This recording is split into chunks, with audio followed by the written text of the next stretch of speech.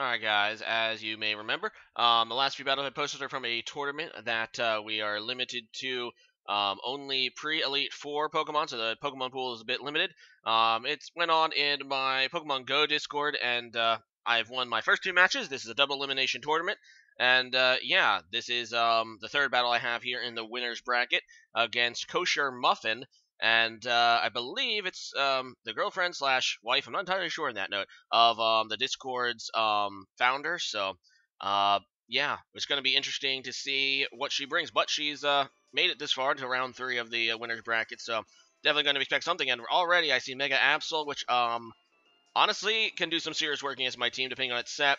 And yeah, let's go ahead and get into it. So there she is, Lex, and we're going to go ahead and get started. I decided to lead with Porygon 2. I honestly can't remember why, but she's going to go ahead and lead with Pop. I almost said Popplio. No, this is a Primarina, the Evolved form. So, yeah, I'm going to go ahead and trace Torrent, and I could go for a Thunderbolt here, and I think I actually just go for a Toxic. And she goes into Garchomp, and once again, seeing Garchomp in this tournament, a lot of people are using it. So, getting the Toxic Poison isn't bad on this Garchomp. Now, I do carry Ice Beam on my Porygon 2, obviously, so I'm just going to go for it. If she wants to set up Stealth Rocks, it's going to cost her Garchomp. And, yeah, she does indeed go for the Stealth Rocks. And I'm like, that's fine. I'm just going to go for that Ice Beam. And I don't know if she was expecting this or not, but Porygon 2 typically carries Ice and Electric coverage. And I'm able to go ahead and take out that Garchomp really early, which is going to help. So, in comes Toxapex. I do have Thunderbolt, but I'm not entirely sure how much I can do to it because obviously Toxapex bulk and Porygon 2 is not typically offensively EV'd.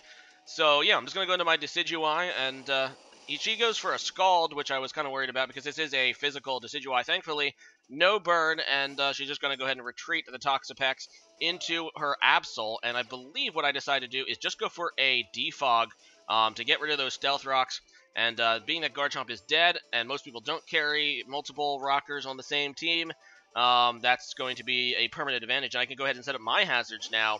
And, yeah, I'm just going to go into my Skarmory. I'm kind of worried that this Absol is going to be carrying a Fire move. A lot of them like to carry either Flamethrower or Fire Blast, despite Mega Absol being primarily physical to deal with steel threats. But I'm not entirely sure if she's going to bring it. So she goes for a knockoff. It knocks off my leftovers.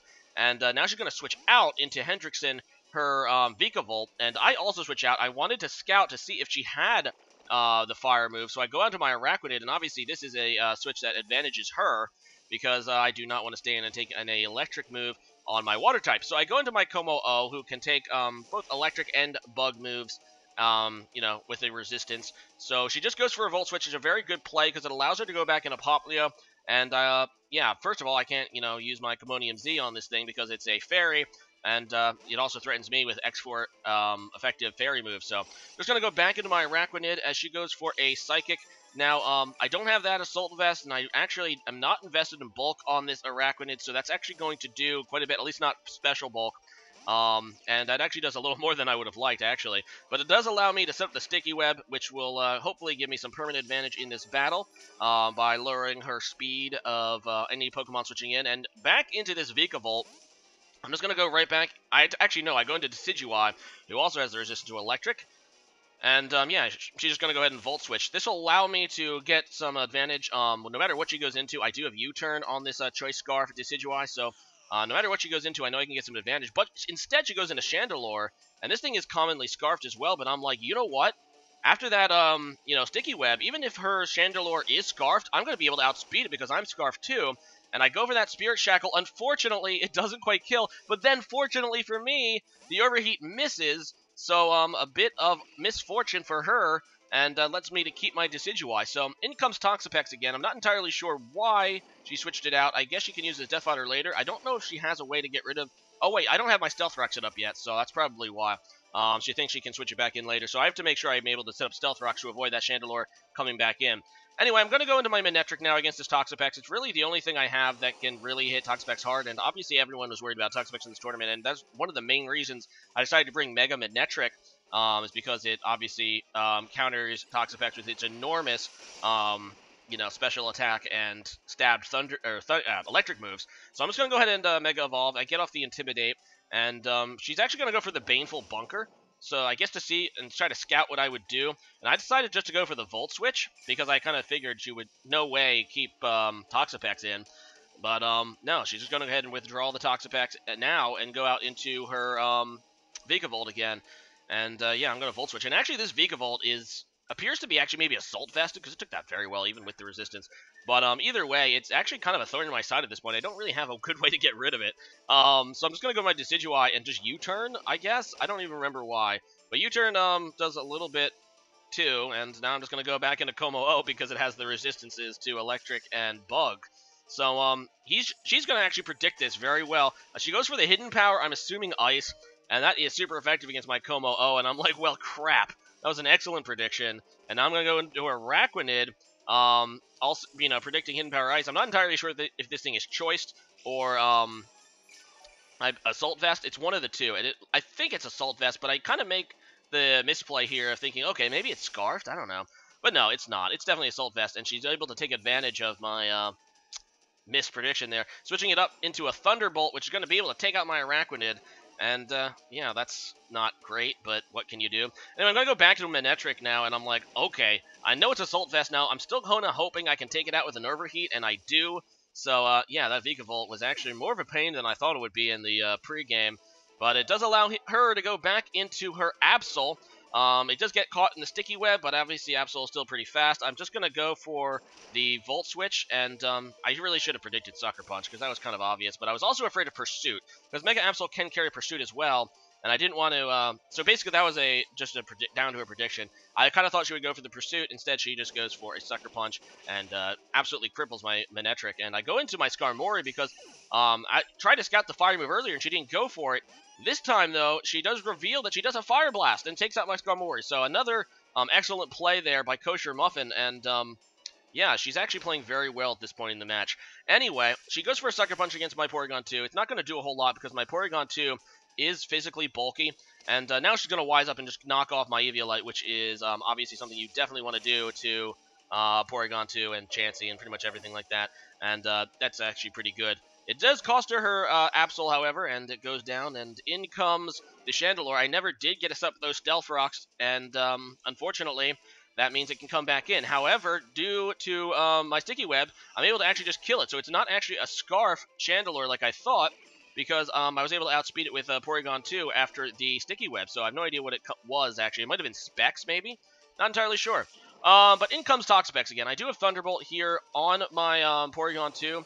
However, it's, like I said, not that powerful, and she's just going to go for a Scald, get the burn, which is residual damage on my Porygon 2. It doesn't affect my attacking stats, though, but still kind of annoying. And I'm in a weird position here because I know that I can probably wrap this up with Manectric, but I can't switch it in because it's down to a few HP, so there's not really a whole lot I can do at this point. I'm just going to try to wither down this Toxapex. It appears to actually be a specially bulky Toxapex, so I'm pretty sure Manectric can maybe... I mean, I just want to be sure, you know. I didn't run the calc, but I did not run the calc. But it's conceivable to me that Toxapex, with all of its bulk, might be able to live a Thunderbolt at full HP. So I'm just trying to, get Porygon 2 to a point that it dies without this Toxapex being at full HP. So she's also going to go through Recover as I go for the Recover. I was just kind of willing to let Porygon 2 die here in order to get Manectric back in, but like I said, I didn't want her to have full HP. So now I'm just going to try to wither this thing down again. And like I said, I'm just trying to get to a point that this Porygon 2 dies with this Toxapex being damaged. Because obviously you can also switch it out with Regenerator. So I wanted to get it below, I guess, 50%. That would make me feel the best. But I'm just going to go for that Thunderbolt. She's going to continue going for a Scald. I'm hoping this will actually take me out after the burn, but it does not. So this is probably going to give her another free Recover. Now I could just let my Porygon 2 die, though, and eventually I think I just do. I'm like, okay, screw it. I'm just going to go for another Thunderbolt. It's going to leave her at around 75% after, if she does go for Recover, but she ends up not going for the Recover. She just goes for the Scald.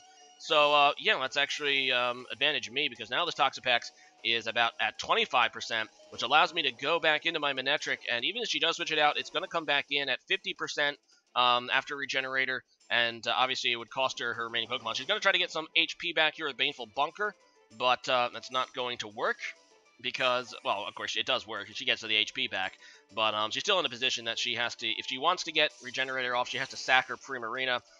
She decides to just let Toxapex die, which honestly, I don't think it really mattered either way because Primarina's not going to be able to live a Thunderbolt from a Mega Manetric either. But either way, well played by koshermuffin. There was a time there that she was kind of making all of the plays, but Mega Manetric, once again, wrapping up and doing work. So glad I brought it along. And next match will actually be the top of the winner's bracket, so the finals of the winner's bracket, and it'll be against Ivy Pips. That's the actual, so her significant other. I'm not entirely sure what the what she is to him.